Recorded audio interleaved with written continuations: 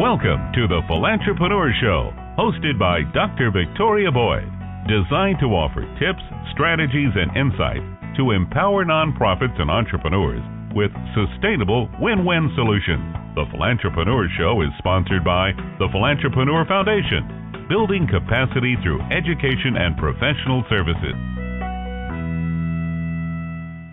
Well, welcome. This is your host, Dr. Victoria Boyd, and what a great show we have today.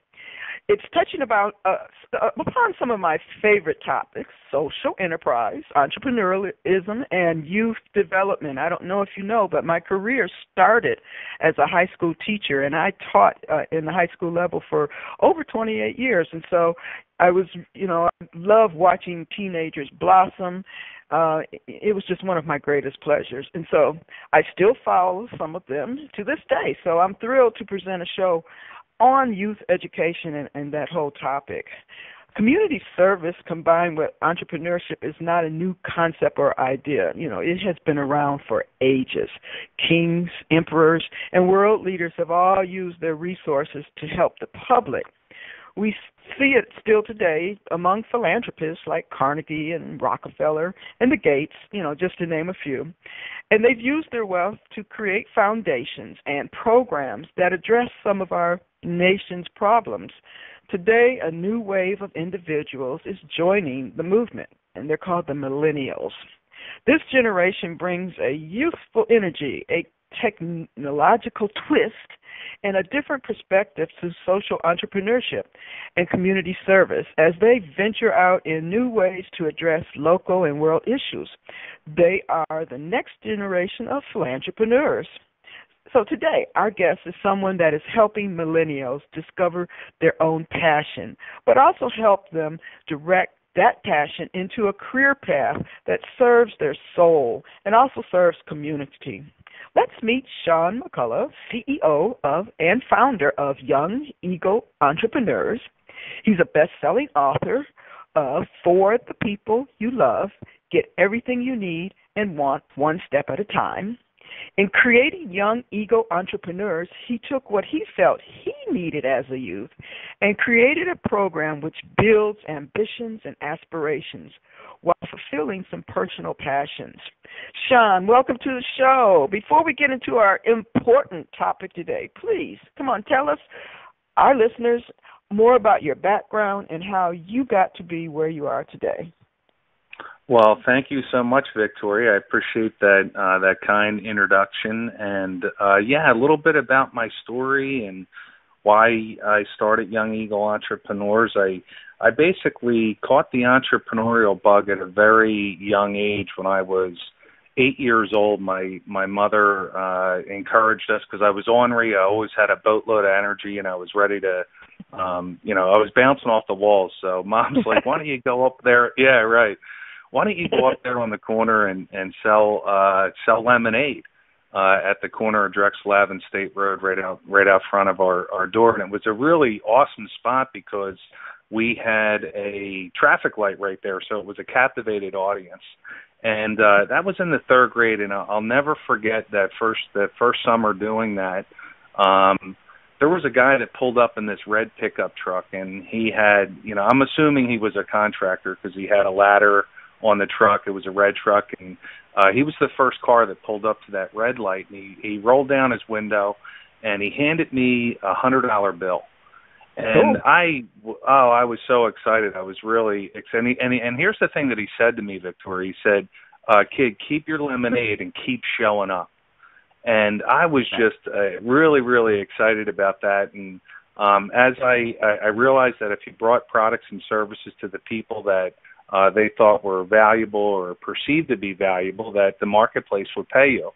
And as I progressed, I didn't really go to school to learn. I went to school to make money. And another thing that I did growing up as a young kid was I would go to the Rite Aid and I would buy 3 bags of Jolly Ranchers, and the Jolly Ranchers were 59 cents.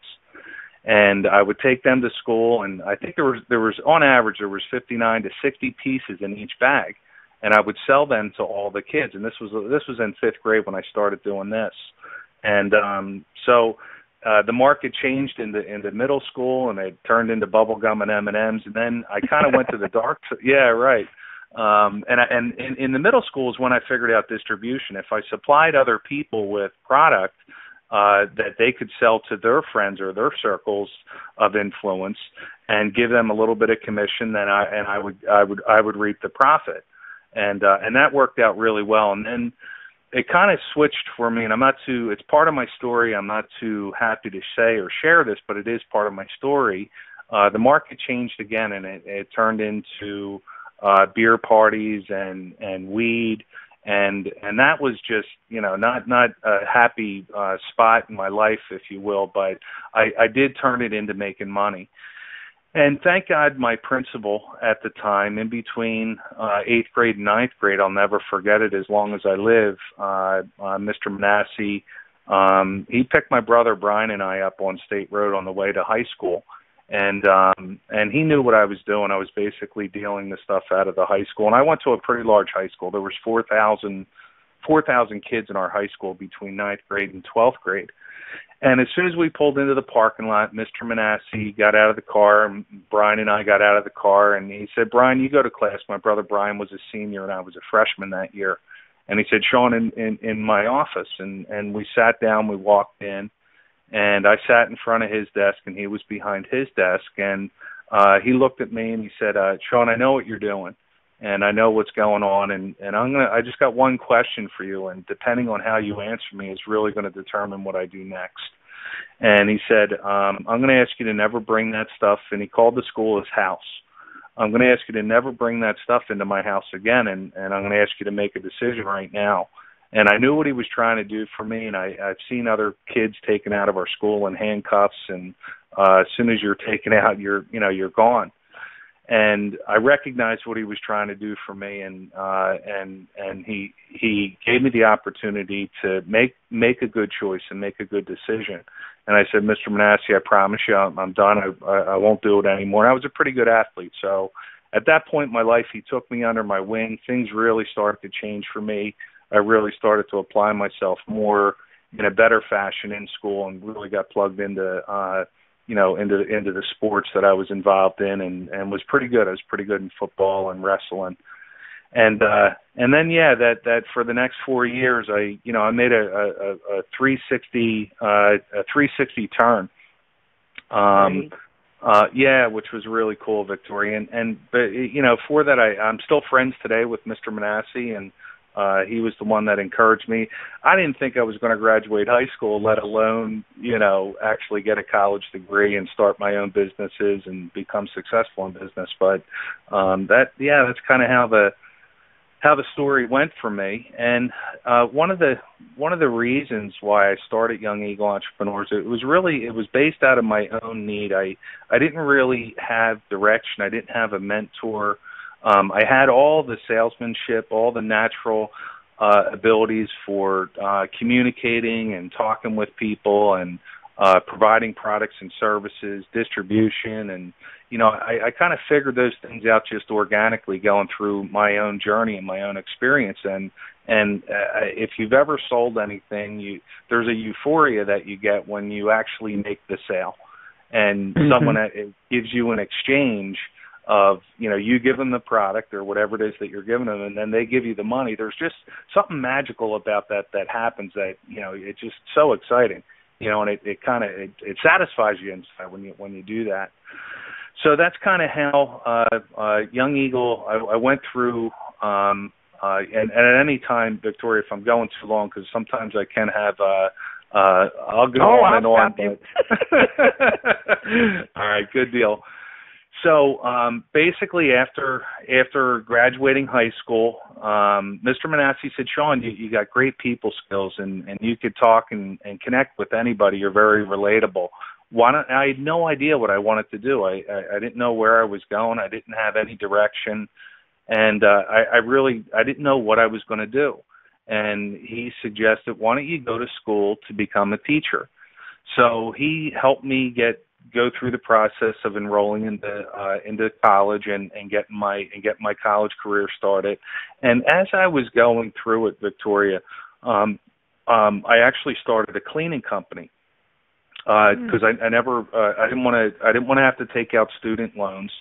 So I developed that pretty quickly. I ended up starting that company my senior year, the summer that I graduated.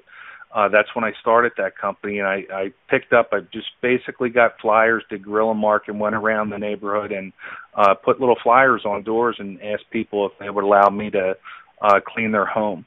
And I called it Helping Hands Cleaning and Maintenance, and that company grew pretty quick and fast. And by the time I ran that company for 8 years. And as I went to college during my classes during the day, I would also do commercial cleaning accounts at night, because we offered residential and commercial cleaning office buildings and what have you. And by the time that business ended, after 8 years, I had 3 crews of 6 girls. We were basically doing about 180 cleanings a month, and it was very successful. And my student teaching, I went through it, I got through it, and I couldn't believe, Victoria, I got very, very frustrated, because I'm the type of guy that if I commit to something or if I do something, then I'm 100% in, and I'm fully in. I'm fully committed to whatever it is that we're involved in, or whatever I say yes to. And I found it very frustrating as I was going through the school that the kids weren't as engaged, and for whatever reason, I was looking at the clock. You know how when you're doing something and if you're constantly looking at the clock, the day just like drags on. It goes on forever and ever. Oh my goodness. Well, that's what I felt like as I was going through my student teaching. I'm like, there's no way on God's green earth I'm going to be able to do this for the next 40 years. Like, why not? I'm going to stick with my cleaning business. And that was kind of the other decision was at the end of my student teaching, the principal at the time, he offered me a 6th grade science teaching position. And in college, they never covered this. They never talked about how you got paid in college. It was just something that was never covered. Yeah. And everyone starts out at the same level. And then if you want to increase how much you get paid, then there's more schooling involved. You have to go back and get your master's degree, your doctor's degree. And I was like so done with college, it was not even funny. And at the time, I thought I could, the principal laughed at me. It was kind of funny because the principal laughed at me, and I said, well, Joe, I'm making this right now. Here's my tax returns. There's no way that I can negotiate. Can't we work with this here? And he laughed, and he's like, Sean, no. And then he told me, he's like, if you want to increase and develop in our system, then you're going to have to go back to school again. That right there just made it a very easy decision for me, not to step into the academic world. And what that's bringing to mind is actually one of my first questions, because as you're talking about this, and I also read it in your bio, that the program you created was based out of something you felt you really needed as a youth, coming out of high school. Even though there was a principal that helped guide you and really supported you to even go to college, you didn't find what you really needed. So what do you feel it is that you needed at that time before making that career decision to go into education in college? It was a great question. One of the first things that we cover in our program, one of the first modules that we cover in our program, is really determining what your why is. Why are you on the planet? Like, what are you called to? And I think it's so important. Like, one of the things I ask the kids, or anyone for that matter that enrolls into our program, or that I do personal mentoring with or coaching with, if you will, one of the things that we dive into is really figuring out what it is that you're on the planet for. Why are you? I'm a big why guy. Why are you doing what you're doing? And the thing that I want to tap into, I love working with what I call PhDs, passionate, hungry, driven people, because all the salesmanship, the way that you bring products to the market, or the way that you present your products to your customers or potential clients, those are skills that can be learned. You can learn how to put a PowerPoint presentation together. You can learn how to better communicate in front of people if you're face-to-face, or how you can communicate better with them over the phone or through an advertisement. Like, those skills can be learned. But one of the things that I can't teach someone how to be passionate. I can't teach someone how to be hungry, and I can't teach someone how to be driven. So the types of people that I function and work very, very well with are what I call PhD people. Passionate, hungry, driven people. And I was one of those. Like, the way I think about this program, I so wish someone would have offered this program to me in high school, because I would have jumped into it, and I would have been like, what do I do next, and what's the next thing, in order. So how is it feeding your passion? We're going to really talk about young eagle entrepreneurs. I'm still. What did you feel you needed? I mean, how is it feeding your passion? I'm still on you. Okay. All right. No problem. It basically gives me, I light up when I'm able to help someone make the connection as to why they're doing what they're doing and how for them to improve what it is that they're doing. So it fills me up because I am a teacher. I'm a coach. I coach football, golf, and wrestling. It satisfies me personally when I get to see someone make the connection and they actually generate positive results through their efforts and through their work of what it is that they're working on or what they're excited about. When I see other people improve, when I see other people get the things that they're going after and they accomplish them, and I like to call them targets, when they hit their targets, I get my whole world lights up inside when someone else's world lights up inside. So it's kind of, have you ever seen? Yes. Yeah, that's the foundation of going into education. Even though the whole, what I'll say, logistics of education didn't fit you personally, you were really tapped into the concept of being a mentor and teacher. So now I'm seeing why you made it through 4 years of being trained as a teacher, but the actual career path didn't fit, but you're still that teacher. And so it gave you the foundation to really tap into your two passions, which I hear is entrepreneurialism and teaching and, sharing. Because I get that same feeling when I see someone grow, and I still do it today in my training, and working with nonprofits. When I see them succeed, I'm like, yes, we did this together, and it really says something about our personalities of that we really like to see other people's growth, and sometimes we suppress our own just to let others grow through our knowledge and service that we give to them. That's exciting. It is. Exciting. Yeah. I love, and this is one of the things that I don't know if you've ever taught, or I know you've been in a classroom, but after you put your heart and soul into a lesson plan and you're trying to make it as awesome as it can be, and then you got kids, they got their head on the desk, they're falling asleep, they're yawning, they're not really engaged in the questions. But that I was like just frustrated with that. But then I would go into the wrestling room or onto the football field, and those kids had to register and sign up for it. Right? So they were all voluntary. So when it comes, I always like to do this. I do this with almost everywhere that I teach, or when I have the opportunity to speak and teach and share. The thing that, if you make a fist, Victoria, and we could do this little exercise, it will only take about, literally probably about 3-4 minutes to walk through this whole thing. But make a fist with the hand that's not holding the phone up to your ear. Make a fist with that, with your other hand. That represents the size of a human heart, right? Now, in this example, this is a heart that is a closed heart. It would be very, very difficult for me to work with this type of heart, because if I want to put something inside the palm of your hand, I want to put it inside, right? And I want to give it to you. But because you have a fist and you're closed off, It's very, very difficult. Now, I'm a strong physical guy. I could force your hand open, but that wouldn't be too nice, would it?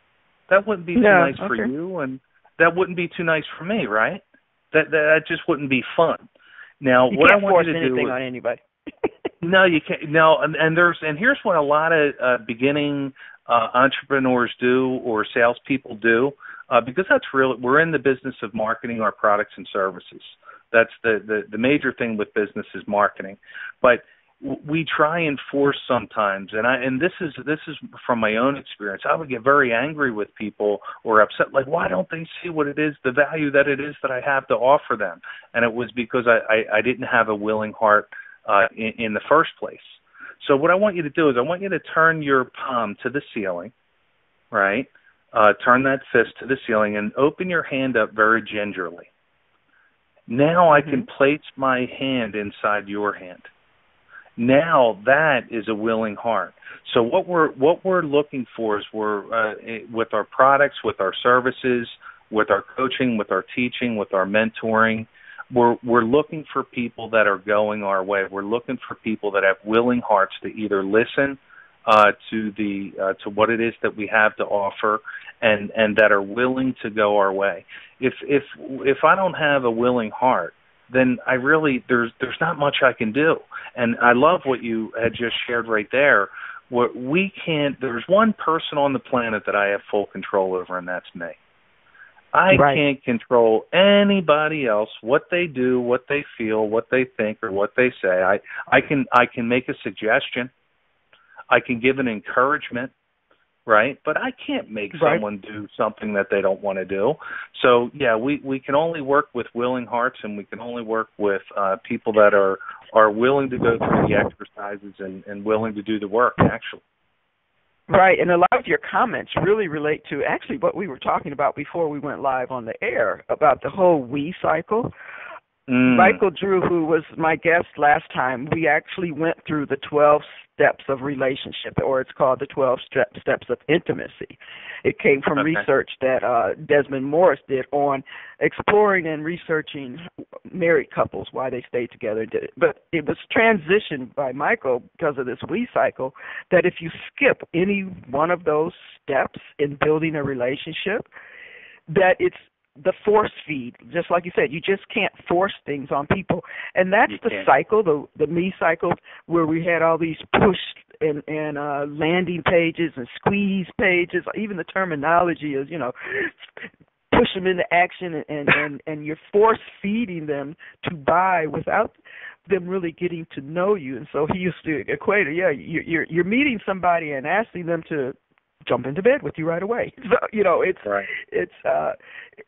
you have to take the steps to learn who they are, learn their why, and that's I'm a big believer of why, and I even put that in my questions to my radio guests. What is your why? Because first I want to learn all about you, and then it helps me understand what evolved and why you created the organization or the products or services that you're now giving back to the world. It's so important. So what we're going to do, we just learned about your why and pretty much my why. And just for your, I taught for 32 years. I was in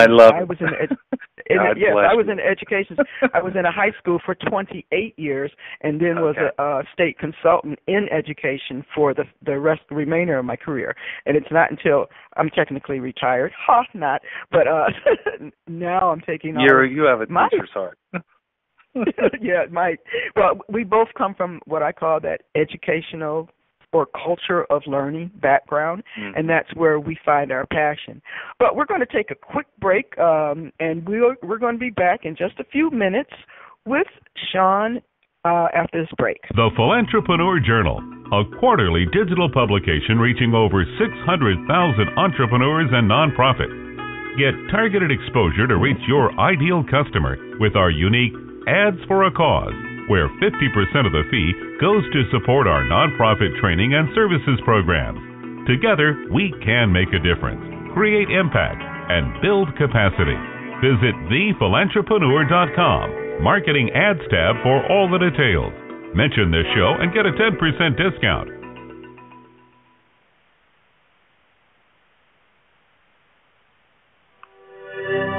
Today's Philantrepreneur Show tip. Okay, each show we offer a brief tip on something hopefully that's valuable to our entrepreneurs and our nonprofits. And some have said social enterprise is the solution to youth unemployment. It's a tough time to be looking for your first job.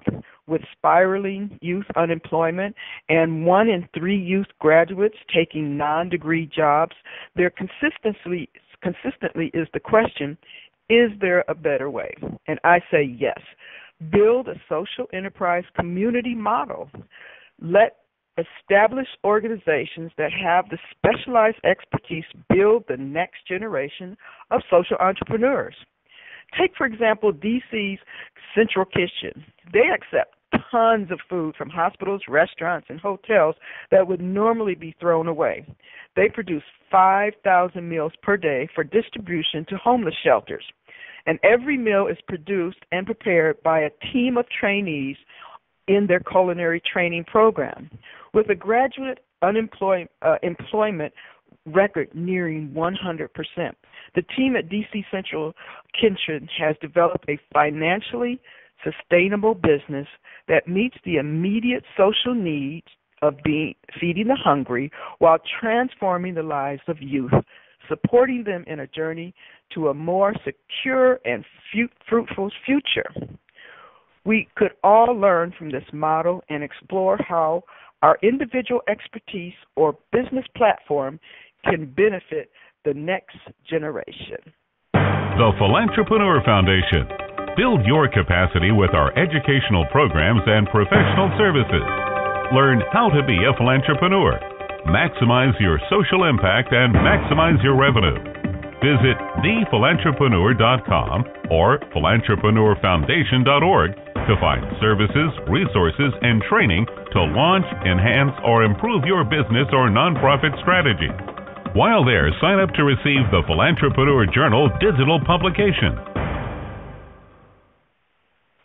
Okay, welcome back. We are talking to Sean McCullough, CEO of Young Eagle Entrepreneurs and author of For the People You Love, Get Everything You Need and Want, One Step at a Time.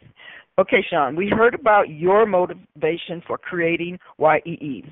Let's really get into the meat of what is Young Eagle Entrepreneurs. I find it interesting that when you speak of at-risk youth, your definition is a little bit different from what most people assume it means. So tell us more about your definition of at-risk youth. Awesome, yeah, absolutely. An at-risk youth, or really an at-risk person for that matter, is someone that is not crystal clear in the direction of where they're going. They don't have a clear, definitive timeline or plan as to how they're going to move forward in their life. And I was certainly one of those at-risk kids. And that goes back as to why I wasn't clear where I was going. I wasn't clear on the direction I was heading. And I'm sure you've heard this before. If you're not clear on exactly where you're going or how you're going to get there, any road and any one person will take you there. So it's kind of like you're left up to the whims of life. Or we're real big on, we focus on, in the program, your core people that you're hanging around with. You will become and be like the 5 most people you hang out with most. So we get real clear on being extremely careful who you position yourself around. But an at-risk person, very simply, is someone that does not have a clear direction as to where they're going. And they don't have a clear, definitive plan as to how they're going to get there. Gee, that could be almost everybody. Yeah, there's a lot of people out there that do fall into that. I mean, if you statistically look at 74% of the people that show up to their place of work or employment, they're really, the only reason they're going there is because it maintains the lifestyle that they've built. They're not really they're doing it for the paycheck. They're not doing it for the impact or really what their gifts, skills, and talents and abilities are. They have to do it in order to maintain the life that they've created up until this point. And I think that falls into, I forget the gentleman who created this, but the 80-20 rule, that falls into, it falls into now that. Sort of shifted to the 95-5. I think so. I come up with, I think there's 5, 15, 80. I think that's a more accurate representation. Right. And it's really interesting that you talk about a plan, because I was just talking on different levels. The whole conference I'm giving in the fall is about creating a business plan, creating the path. I talk to entrepreneurs that the importance, it's not so much that you have a plan, it's going through the process of developing a plan so that it clarifies in your mind what you're going to do in the future for your business or whatever it is you're developing. So even I taught dance for many years, and the choreography, the building of the dance that took 5 or 6, sometimes weeks or months, that was the learning process, not just the doing the 5 or 6 minute dance at the end. It was all of that learning that goes through that. So with your young eagle entrepreneurs, how do you support them go through that process? Well, we actually we use the analogy of it's one of the modules. It's developing your business plan, and then developing your activity plan that supports your business plan.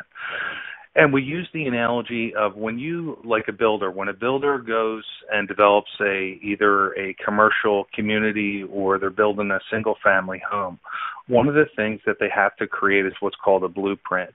And the blueprint has to meet the certain codes. It has to meet the township codes or the codes of the community, right?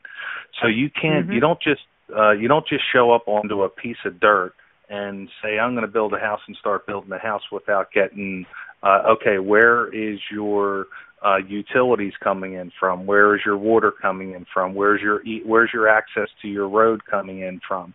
And I use the analogy of developing or building a home in comparison to building a business or building your life, because I believe if you design it and you believe it and you create it, you can have it.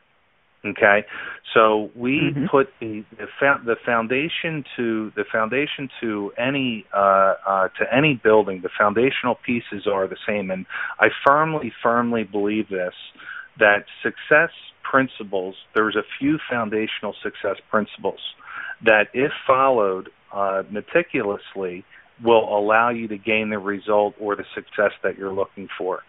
And they're universal. They've been around since the dawn of time. There's no new foundational principles, success principles that are being created.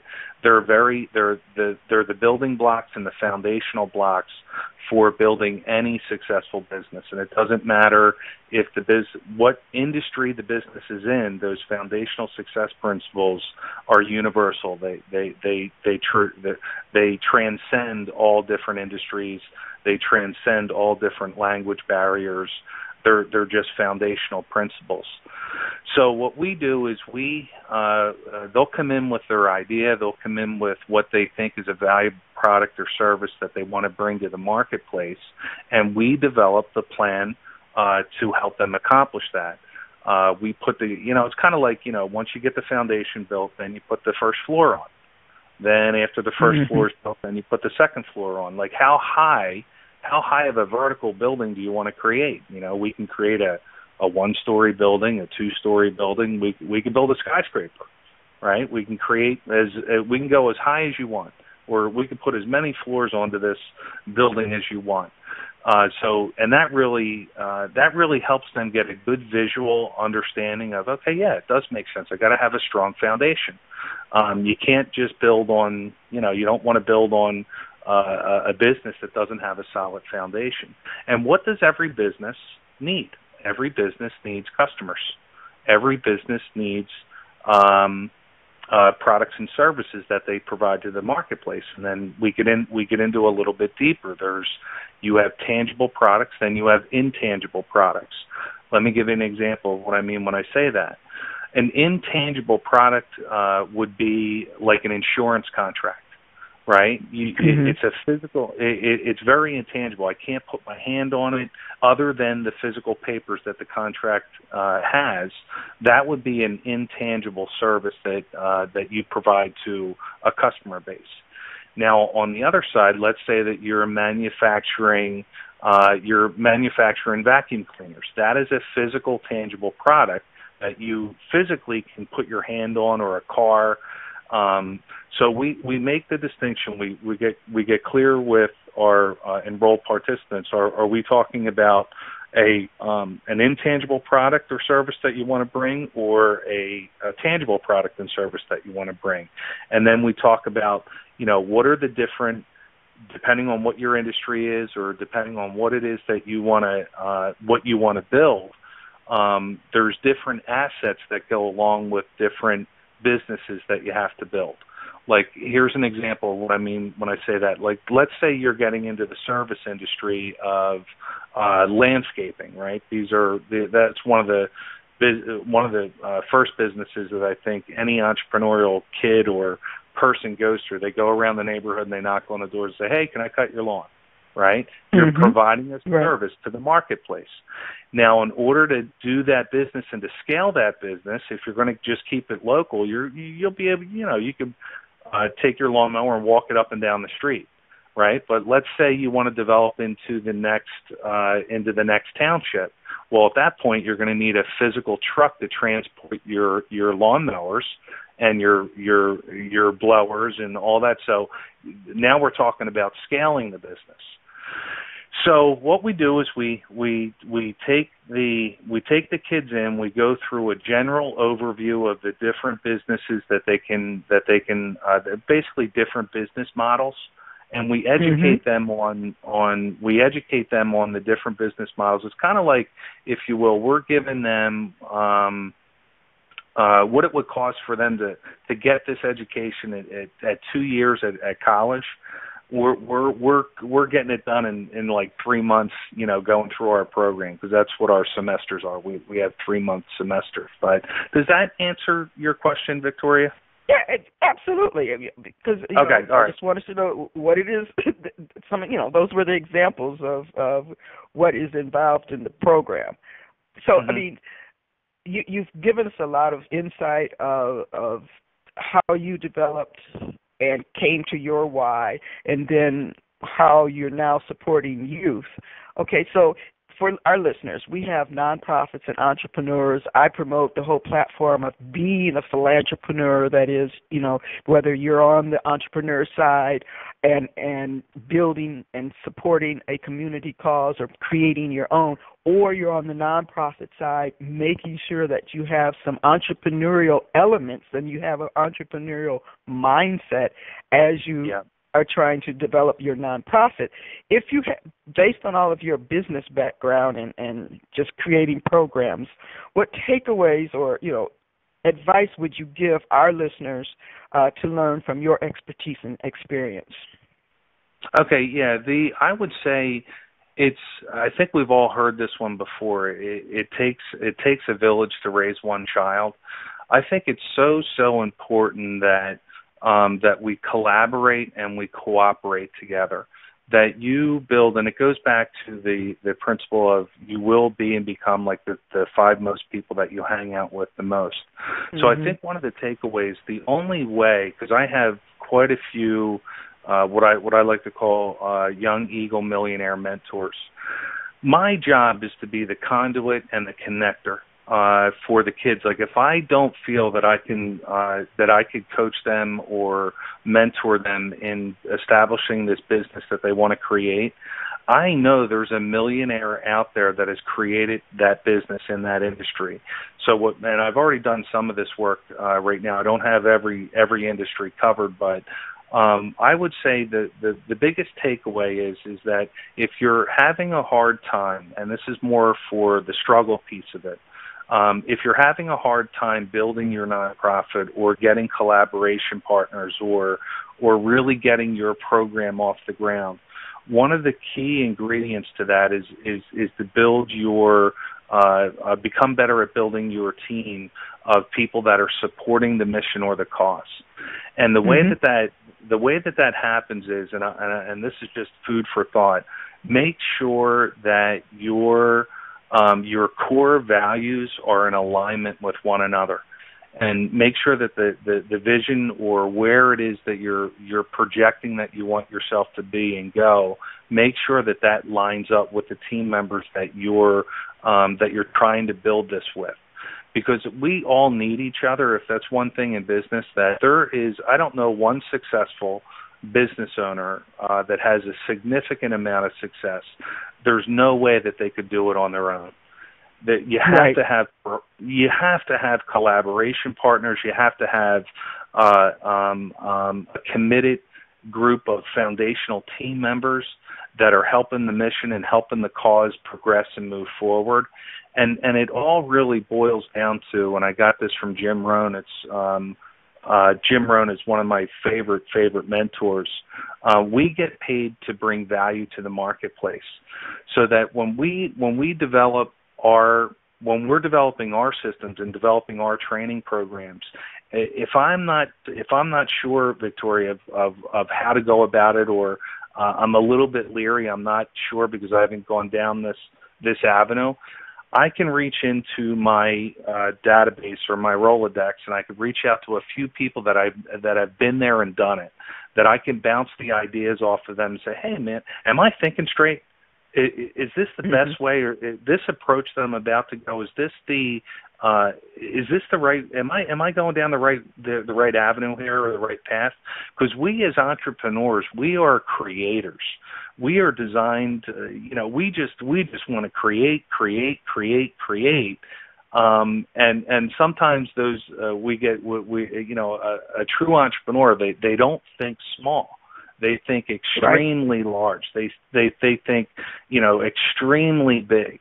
And a good person to have on your team is someone not to stunt that, because that's a gift. That's actually a beautiful gift that you've been given to think larger and see things differently that most other people can't see.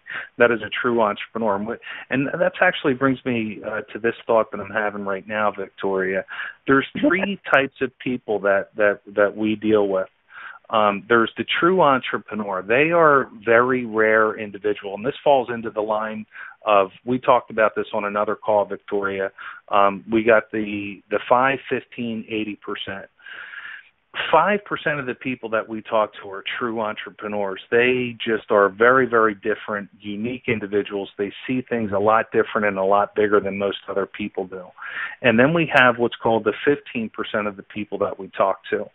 15% of the people are what I like to call intrapreneurs. They're very entrepreneurial minded. They have the spirit and the attitude of an entrepreneur.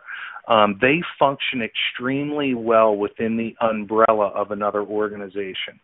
All the systems are in place. So an example of that would be, the best example I can come up with is like a real estate agent that works for Century 21 Real Estate. Right, the whole infrastructure is in place, but they still have to show up and have the entrepreneurial disciplines and skills required in order to be a successful real estate agent. So they function extremely well under the umbrella of a brand where all the systems are in place. And then you have what's called an employee-minded individual, where they're coming in, they're told when to eat, they're told what tasks they have to get done, they're told what time they got to start, and they're told what time they're going to end. And everyone's equal of importance, right? But your audience and the audience that I'm looking to cater to is more on the entrepreneurial side and the intrapreneurial side. So it's not like everybody doesn't fit into your model or your product or your service. That's okay. Not everybody's meant to, not everybody's meant to fit into it. But I guess the biggest takeaway that I would encourage your listeners to be extremely cognizant of the people, the values that the people have that you're looking to bring in to help you grow and expand your nonprofit or your business or your service. Make sure that the core values are in alignment, and make sure that the trajectory of how many people or how large it is that you want to grow and build into, make sure that you're on the same path. Because if those things are off, then you're just destined to butt heads, and the relationship probably just isn't going to work out. Right. I call it congruence of interest, and even on my website, it's one of the 3 pillars of my model. You have meaningful marketing, impact investing, and congruence of interest. That congruence has to be there. Otherwise, you work too hard. It's like forcing that fist open, to have that open heart. So, absolutely, those were Yes, it is. Yeah. Right. Sean, I want you to give your business contact, because you have given so much information that I believe is valuable, and you have an organization that I'm sure you would like some support from the community, our listeners. So give us your contact information, how people can connect with you and find out more about what you're doing. Sure, absolutely. My name is spelled Sean, S-E-A-N. McCullough, M-C-C-U-L-L-O-U-G-H. Our website is youngeagleentrepreneurs.org.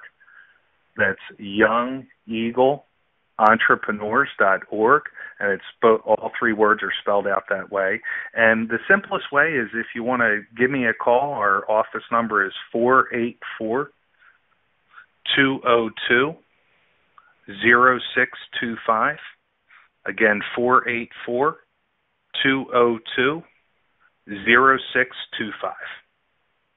All right, Sean, thank you so much for being on the show. And they can also visit the archive of the show, and there's a link to your site to get more information. You shared, really so much valuable information. And we wish you great success, and I look forward to seeing the youth you impact doing some great things in the future. Make sure you send me some of your success stories, and maybe we can bring one of them on the show to share how they're feeling and the support that you gave them and what they're doing, because they are our next era of or generation of philantrepreneurs. That's right. That's right. Our next show, I'm really, really excited, because we're going to be launching and announcing a big announcement. It's going to be April 1st. Yes, April Fool's Day, but it won't be any foolishness that day. We're going to bring on our quarterly series expert, Jean Block. She's principal with Social Enterprise Ventures, and I am now proud to announce that I'm one of their national senior consultants for Social Enterprise Ventures. We will have very valuable tips on social enterprise development and a very special announcement. I keep saying it because I'm so excited, that you don't want to miss. Finally, are you an entrepreneur? Do you have a story to tell, or tips, strategies, or insight for today's entrepreneurs and nonprofits? Then we want you as a guest on our show. Everything can be found on our website. Look for the radio show tab under the Hub tab and submit the guest inquiry form. While there, enjoy the archives of past shows, just like this one. So this is a wrap, and before we go, I want to give a special thank you to David Jones of DKJ Creative, or jonesatlarge.com, for creatively producing our intro, It's All New, and our outro, our promotional spots. He was just fantastic. So if you need anything done in terms of voiceovers, call David Jones. This is Dr. Victoria Boyd, President and Founder of the Philantrepreneur Foundation and Executive Editor of the Philantrepreneur Journal, saying thank you and see you next time. Thank you for tuning in to the Philantrepreneur Radio Show, hosted by Dr. Victoria Boyd. Get involved. Follow us on Facebook and other social media outlets. If you wish to share comments or suggestions or appear as a guest on our show, visit www.thephilantrepreneur.com. Contact Victoria Boyd. Email her at theboyd@thephilantrepreneur.com. The Philantrepreneur Radio Show is a production of and sponsored by the Philantrepreneur Foundation, a 501c3 tax-deductible organization.